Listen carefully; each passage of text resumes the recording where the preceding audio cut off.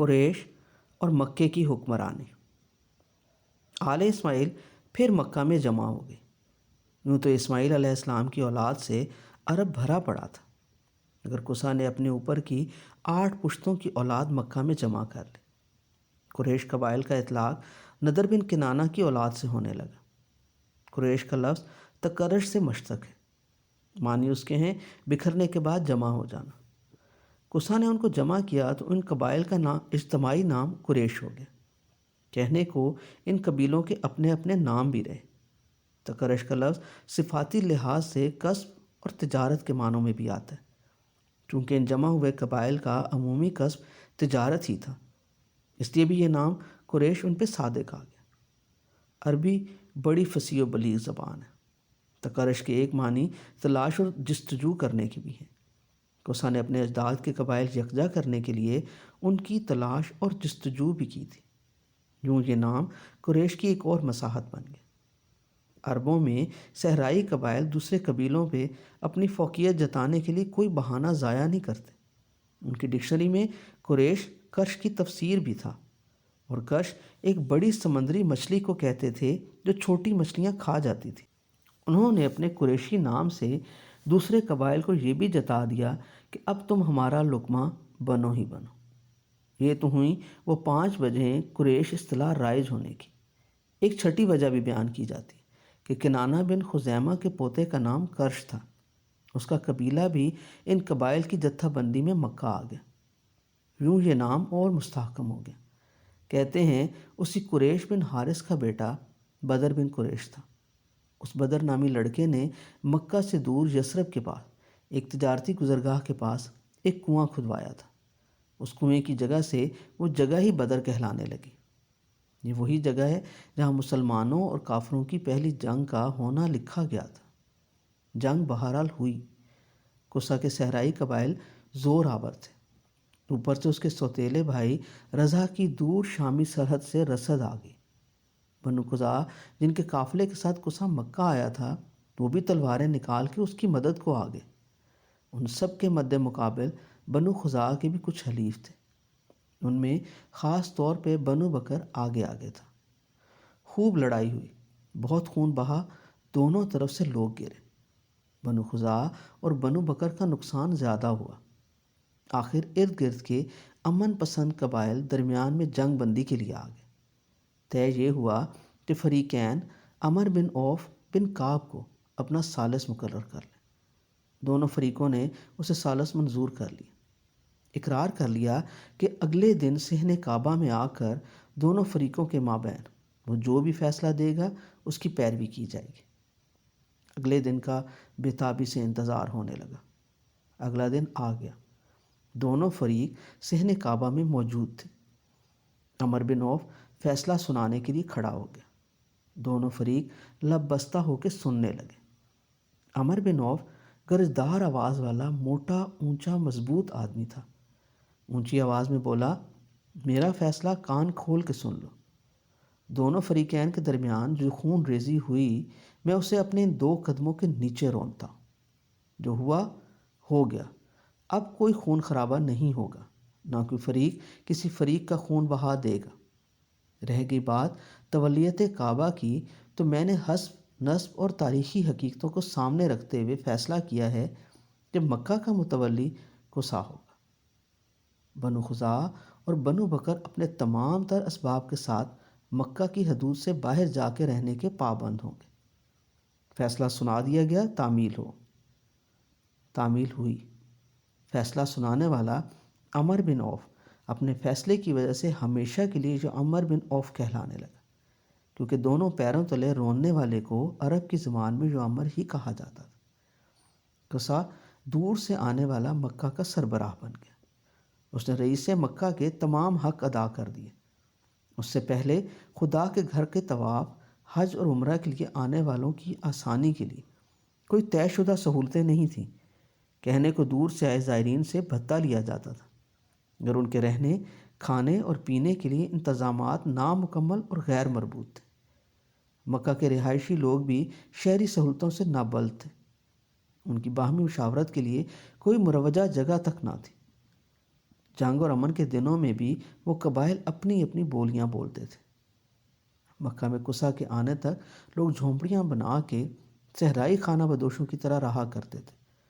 قصہ نے جب اپنے اجداد کے قبائل جمع کر لیے تو انہیں کچے پکے مکان بنا کے رہنے کو کہا۔ رہنے کے لیے مکانوں کی تعمیر کے لیے پہاڑی دروں، گھاٹیوں اور ڈھلوانوں پہ خودرو اگے درختوں کو کاٹنے کا حکم دیا۔ درختوں کو کاٹنے سے نہ صرف رہائشی قطاعت کے لیے جگہ ملی بلکہ مکانوں کی تعمیر کے لیے لکڑی بھی دستیاب ہو گئی۔ قصہ سے پہلے لوگ ان درختوں کو احترام کعبہ میں کاٹنے سے ڈرتے تھے۔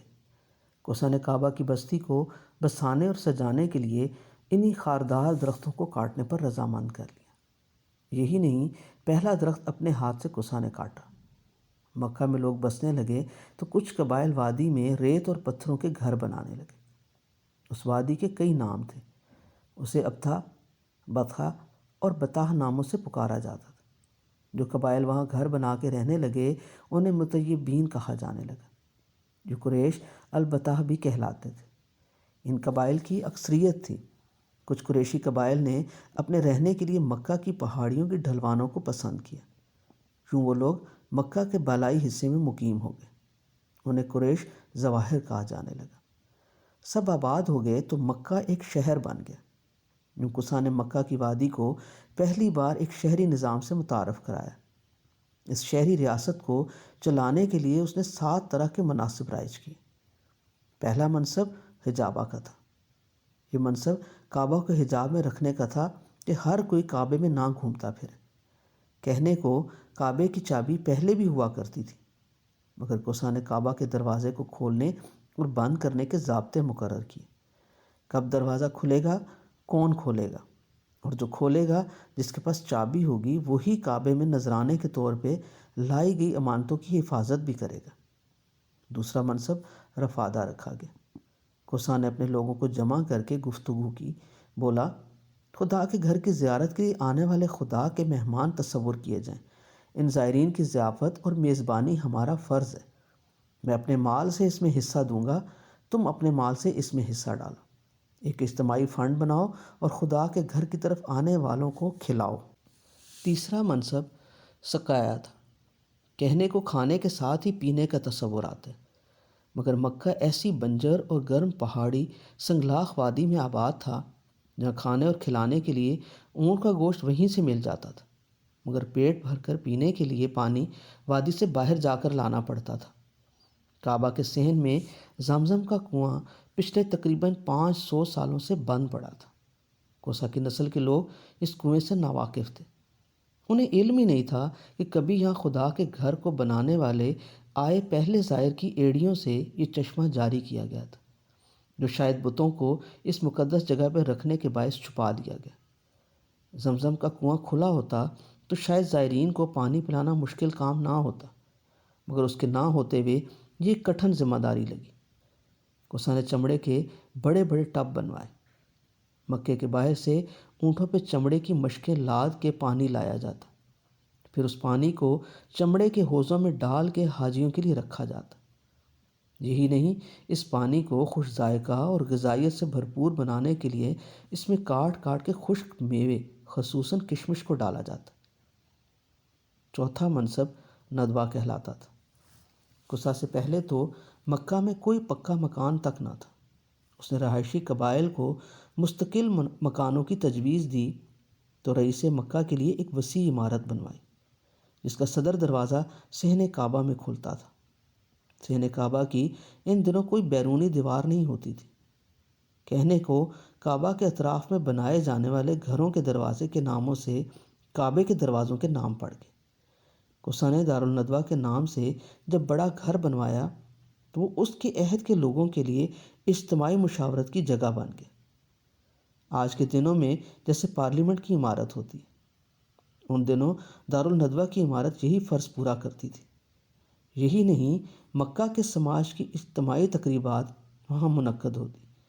شادی بیاہ، خوشی غمی میں دارالندوہ کے دروازے کھل جاتے، ہر تقریب وہاں منائی جاتی۔ یہاں تک کہ قبائل گھروں کی کوئی لڑکی جب بلوغت کو پہنچتی تو اس کے احترام کے لیے اسے پہلی بار اس عمارت میں لوگوں کے سامنے تحائف پیش کر کے اوڑھنی اڑائی جاتی۔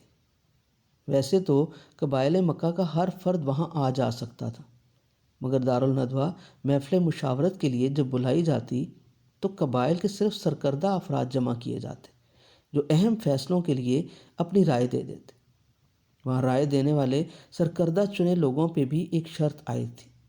شرط یہ تھی کہ ان کی عمر 40 سال سے کم نہ ہو۔ بڑے فیصلے امن کی بجائے جنگ کے لیے ہوا کرتے تھے۔ جنگ کی حالت میں قبائل کی سرداری اور علم برداری کا منصب بھی بنایا گیا۔ یہ پانچواں منصب اللواء کہلاتا تھا۔ قبائل میں باہمی ربط رکھنے اور ایک طے شدہ سالار کے پیچھے تلواریں سونپ کے لڑنے کی ترغیب عرب کے آزاد صحرائی قبائل میں نئی چیز تھی۔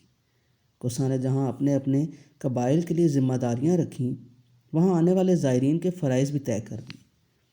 زائرین سے ٹیکس کی صورت میں بھتہ تو کوسا سے پہلے بنو جرہم اور بنو خزاعہ کے سرپنچ بھی دیا کرتے تھے، مگر ان کی زائرین سے وصولی طے شدہ ٹیکس کی بجائے لوٹ مار اور دھونس دھاندلی زیادہ لگتی تھی۔ کوسا نے اصول بنا دیا کہ مکہ آنے والے زائرین اور تاجر لوگوں میں فرق رکھا جائے۔ ٹیکس کی بھی ایک حد مقرر کر دی۔ تمام غیر مقامی لوگ اپنی آمد پہ اپنے تجارتی اثاثے کا 10% مکہ کی انتظامیہ کو دینے کے پابند بنا دیے گئے۔ اس لیے یہ ٹیکس عشر کہلانے لگا۔ یہ عشر دے کر آنے والے اپنے آنے والے دنوں میں مکہ میں قیام کے دوران کھانے پینے اور رہائش کی مفت سہولتیں حاصل کرتے۔ کوسا نے جہاں قبائل قریش کو زائرین کعبہ کی آسائش بہم پہنچانے پہ راضی کیا، وہیں کچھ اپنے قبائل کی فوقیت کے لیے رسومات بھی رائج کر دی۔ ان رسومات میں سے اکثر کا تعلق اپنے لوگوں کی تن آسانی اور باہر سے آئے غیر قریشی لوگوں پہ مقامی لوگوں کی برتری، نفع آوری اور سہولت کا حصول تھا۔ مثلاً یہ طے کیا گیا کہ باہر سے آنے والے حاجی کعبہ کے طواف صفا و مروہ کے درمیان چلنے کے بعد منی اور مزدلفہ سے ہو کے میدان عرفات میں جائیں گے، مگر میدان عرفات میں قیام کی شرط مقامی قریشیوں پہ نہ ہوگی۔ میدان عرفات پہ وقوف حج کی شرط تھی، مگر وہ اس سے نکل گئے۔ اپنی امتیازی شان بنانے کے لیے انہوں نے باقی زائرین کے لیے تو اونٹ اور بکریوں کی اون اور بالوں سے بنے سستے سائبانوں کو مکہ، منی، مزدلفہ اور عرفات میں رائج رکھا، مگر اپنے لوگوں کے لیے ایسے کم قیمت خیموں میں ٹھہرنے کی منائی کر دی۔ اپنے لوگوں کے لیے لازم کر دیا کہ وہ کالے بھدے بالوں والے خیموں کی بجائے لال رنگ کے یمنی کم خواب والے کپڑوں سے بنے چھوٹے چھوٹے شامیانے لگا کے ٹھہریں گے، اور اپنے لوگ حج کے دنوں میں گھی کو پکا کے صاف کرنے کی زحمت بھی نہ کریں۔ کچھ رسمیں جو پہلے سے رائج تھیں وہ جاری رکھی۔ مثال کے طور پہ باہر سے آنے والوں پہ لازم تھا کہ وہ خانہ خدا کے طواف کے لیے مخصوص 2 کپڑے مکہ سے خریدیں گے۔ اگر کوئی خریدنے کی قدرت نہ رکھتا تو وہ غریب اپنی آسانی کے لیے کپڑوں کے بغیر ننگا ہو کے خدا کے گھر کا طواف کیا کرتا تھا۔ کوسا نے مزدلفہ میں حج کے دنوں میں مسلسل آگ کے جلاؤ جلا کے روشنی رکھے جانے کی رسم بھی شروع کر دی۔ کہنے کو اس سے رات سمے زائرین کو رات دیکھنے میں سہولت رہتی، مگر کچھ لوگ اس بت پرستی کے دنوں میں حج کرتے کرتے اس آگ کی پرستش بھی کرتے جاتے۔ بہرحال کوسا مکہ کی شہری بستی کا پہلا حکمران بن گیا۔ اس نے بڑی لگن، جذبے اور دبدبے سے حکمرانی کی۔ اس کے 4 بیٹے تھے اور 2 بیٹیاں، عبد مناف، عبد الدار، عبد العزیٰ اور عبد قصا بیٹوں کے نام تھے، اور بیٹیاں تخمر اور برا تھیں۔ ان سب کی ایک ہی ماں تھی، پرانے رئیس مکہ حلیل بن کعب بن عمر الخزاعی کی بیٹی حبی۔ کوسا نے طویل عمر پائی۔ اس کی عمر میں ہی اس کے بیٹے معاشرے میں اپنا مقام بنا چکے تھے۔ یوں تو اس کے سبھی بیٹے بہادری، سخاوت اور اعلیٰ ظرفی کے معیار پہ قرب و جوار میں مشہور تھے، تاہم چاروں بیٹوں میں دوسرا بیٹا عبد مناف اپنی شخصیت کی دل آویزی، حکمت اور بہترین سفارتکاری کے باعث مکہ کی بستی میں ہی نہیں بلکہ دور کی بڑی ریاستوں تک تعلقات بنا چکا تھا۔ یہ عبد مناف ہی تھا جس نے عرب کے ریگزاروں سے نکل کے دور شمال مغرب میں شام اور روم کے فرما روا یہ اب مناف ہی تھا جس نے عرب کے ریگزاروں سے نکل کے دور شمال مغرب میں شام اور روم کے فرما روا ہرکل سے پرامن تجارت کی غرض سے اپنی قوم کے لیے اجازت نامہ حاصل کر لیا تھا۔ ظاہر ہے ان تجارتی کاروانوں کو لاتے لے جاتے اس کی مالی حالت مضبوط ہو گئی تھی۔ اپنی زندگی کے آخری دنوں میں قصا کو اپنے سب سے بڑے بیٹے عبدالدار کو بستی میں اپنے چھوٹے بھائی عبد مناف سے معاشرتی اور مالی طور پہ کمزور دیکھ کے پیار آ گیا، اور اس نے خانہ خدا کی چابی کے علاوہ خدا کے گھر کی میزبانی کی جملہ ذمہ داریاں اسے سونپ دیں۔ قصا نے عبدالدار کو کہا بھی، بیٹا مجھے پتہ ہے تیرے چھوٹے بھائی تجھ پہ فوقیت حاصل کر چکے، میری کوشش ہے کسی طرح میرے بیٹوں میں اونچ نیچ نہ ہو، سبھی معزز ہوں، میرا اثاثہ تو تم سب بھائیوں میں برابر بٹے گا، ہاں میرے نام سے جو اعزاز وابستہ ہیں وہ میں تمہیں دیتا ہوں۔ یوں قصا نے خدا کے گھر کی دربانی حجابت، سکایا، رفادہ، لوا، ندوہ اور سربراہی عبدالدار کو دے کر اس کے قد کو اونچا کر دیا تاکہ وہ عبد مناف کے برابر نظر آ سکے۔ عبد مناف اپنے قد سے بھی کہیں بڑا نکلا۔ ساری عمر اس نے باپ کے بھائی کو دیے اختیارات پہ آنکھ کی پلک تک نہ اٹھائے۔ باپ کے مرنے کے بعد بھائی عبدالدار کی مکمل تعظیم کی۔ دونوں کی اولاد جوان ہو گئی۔ عبد مناف کے 4 بیٹے تھے، سب سے بڑا مطلب، دوسرا ہاشم اور تیسرا عبد شمس۔ تینوں بیٹے ایک ہی ماں سے تھے، ماں کا نام تھا عاتکہ۔ یہ مرہ بن ہلال بن فالج بن طالبہ بن زکوان کی بیٹی تھی جو حدر کی اولاد سے تھا۔ چوتھے بیٹے کا نام نوفل تھا، اس کی ماں عاتکہ نہیں واقدہ تھی۔ عاتکہ کے تینوں بیٹوں کے علاوہ 5 بیٹیاں بھی تھیں، تمادر، حنہ، کلابہ، برہ اور حالہ۔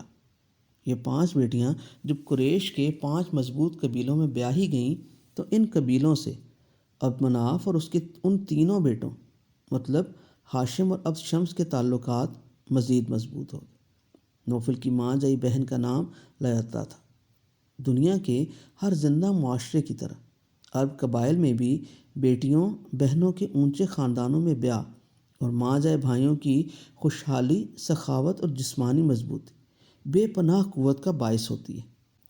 عبدالدار کی اولاد کی نسبت عبد مناف کی اولاد عرب کے ریگستانوں میں کہیں زیادہ معزز نکلی۔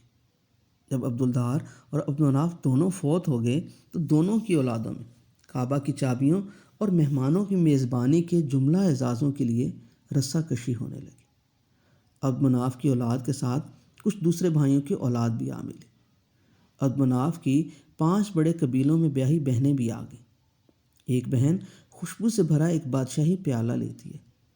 عبد مناف کے بیٹوں اور بیٹیوں کے علاوہ ان کے طرفداروں نے خوشبو سے بھرے پیالے میں ہاتھ ڈبوئے اور ہاتھوں سے غلاف کعبہ کو خوشبو لگا کے قسم کھا لی کہ ہم ناانصافی سے کعبہ کے تمام اختیارات عبدالدار کو دیے جانے پہ احتجاج کریں گے، لڑنا پڑا تو اکٹھے مل کے لڑیں گے، اس وقت تک جب تک سمندر میں پانی ہے اور صحراؤں میں ریت۔ خوشبو سے ہاتھ بھر لینے کی وجہ سے ان سارے گھرانوں کا نام مطیبین پڑ گیا۔ بنو اسد، بنی زہرہ، بنی تیم اور بنو حارث انہی کے ساتھ تھے۔ ادھر عبدالدار کی اولاد کو بھی اپنے چچیرے بھائیوں کے اکٹھ کی بھنک پڑ گئی۔ شاید انہیں خوشبو نہ ملی یا وہ دوسرے گروہ پر نفسیاتی دباؤ ڈالنا چاہتے تھے۔ وہ پیالے میں خوشبو کی بجائے کسی اونٹ یا گائے کا خون بھر کے کعبہ کے صحن میں آ بیٹھے۔ خون سے بھرے ہاتھ کی انگلیاں وہ غلاف کعبہ سے کیسے پوچھتے؟ انہوں نے خون آلود اپنی اپنی انگلیاں زبانیں نکال کے چاٹ لیں اور منہ کھول کے شور مچا دیا کہ ہم کعبے کی تولیت کسی دوسرے کے ہاتھ نہ جانے دیں۔ عبدالدار کے علاوہ مخزوم، عدی، سہم، جمح اور کئی دوسرے قریشی قبائل کی اولاد بھی ان میں آ بیٹھی اور ان کے خون بھرے پیالے میں انگلیاں ڈبو کے چاٹنے لگی۔ قصا کے پوتوں میں 2 گروہ ہو گئے۔ خوشبو میں ہاتھ ڈبو کے حلف اٹھانے والے احلاف اور مطیبین مشہور ہوئے تو خون چاٹنے والے لاقۃ الدم کہلانے لگے۔ دونوں طرف جنگ کی تیاریاں ہونے لگیں۔ قصا کی اولاد میں رسہ گیری شروع ہوئی تو پورے قبائل قریش تقسیم ہو گئے۔ تلواریں میانوں سے باہر نکل آئیں، پتھر کی سلوں پہ ان کی دھار تیز ہونے لگی، ڈھال کا ان صحرائی قبائل میں رواج کم تھا، انہیں دفاع کا ہوش نہیں ہوتا تھا۔ حالت جنگ میں وہ صرف ایک ہی ہنر سے واقف تھے، بے جگری سے لڑنا، اور اس وقت تک لڑنا جب تک موت ان میں فیصلہ نہ کر دے۔ مکہ کی مقدس احترام بھری بستی میں سراسیمگی پھیل گئی۔ گدھ اوپر آسمان کی وسعت سے کچھ نیچے اتر کے ان کے اوپر منڈلانے لگے۔ وہ بستی جہاں دور طے شدہ حدود تک کسی بھی ذی روح کا خون بہانا منع تھا، وہاں بھائیوں کی اولاد نے ایک دوسرے کے لیے تلواریں سونت لیں۔ مکے پہ جنگ کے بادل منڈلاتے دیکھ کے کچھ امن پسند لوگوں کو قصہ یاد آنے لگا، جس نے قریش کے تمام قبائل کو صحراؤں سے نکال کے مکہ کی بستی میں احترام والے گھر کے گرد گرد وقار سے آباد کیا تھا۔ خود طویل عمری کے بعد فوت ہو کے ہجون میں دفن ہوا تھا۔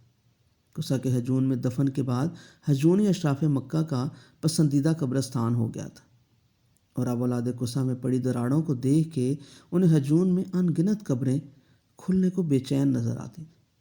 انہیں قصہ کی وفات پر اس کی بیٹی تخمرہ کا لکھا مرثیہ یاد آ گیا۔ تخمرہ لکھتی ہے، سونے والے رات سو رہے تھے کہ موت کی خبر دینے والے برے آدمی نے دروازہ کھٹکھٹایا اور قصہ کے مرنے کی خبر دی۔ اس قصہ کے جانے کی جو قوم کا سردار تھا، راہبر تھا، سخی اور کریم تھا۔ خبر دینے والے نے اس شخص کے مرنے کی خبر دی جو خاندان لوی میں مہذب تر تھا۔ اس خبر نے میرے آنسوؤں کو ایک لڑی میں پرو دیا، آنسوؤں کو پرو کے بنی لڑی کو توڑ دیا، بکھیر دیا۔ میرے اندر رنج بھر گیا، نیند اچاٹ ہو گئی، بے قراری ایسی بڑھی جیسے سانپ نے ڈس لیا۔ مکہ کی بستی میں اولاد قصہ کے سرہانوں پہ موت کا سانپ سر اٹھائے ناچ رہا تھا۔ پورے علاقے میں بھائیوں کی اولاد میں آپس کی دشمنی کے باعث خوف کی لہر پھیلی تھی۔ عبد مناف کی اولاد میں بہرحال ہاشم کو امید تھی کہ شاید لڑائی ٹل جائے، مکہ کی پوتر بستی میں کوئی خون خرابہ نہ ہو۔ ایسا ہی ہوا۔ کچھ قبائل ثالثی کروانے آ گئے۔ خوشبو کے پیالے سے غلاف کعبہ معطر کرنے والوں اور خون چاٹنے والوں کے درمیان لڑائی کی بجائے حالت امن میں فیصلہ ہو گیا۔ فیصلہ کرنے والے ثالثوں نے دونوں فریقوں کے مابین نزاع بنے کعبے کی تولیت کے مسئلے کو جانچا، دونوں گروہوں کی معاشرتی قدر و قیمت کا جائزہ لیا، ان کے مال و اسباب، اولاد، عادات، سخاوت اور قربانی کے جذبوں کو پرکھا اور فیصلہ دے دیا۔ فیصلہ یہ دیا کہ تولیت کعبہ کی آدھی ذمہ داریاں ایک فریق ادا کرے، آدھی دوسرا۔ عبد مناف کی اولاد میں سخاوت، حلم اور ایثار کی بھرمار دیکھی تو خدا کے گھر آنے والے مہمانوں کی تمام تر ذمہ داری انہیں دے دی۔ انہیں کہا، تم حاجیوں کو پانی پلانا اور کھانا کھلانا۔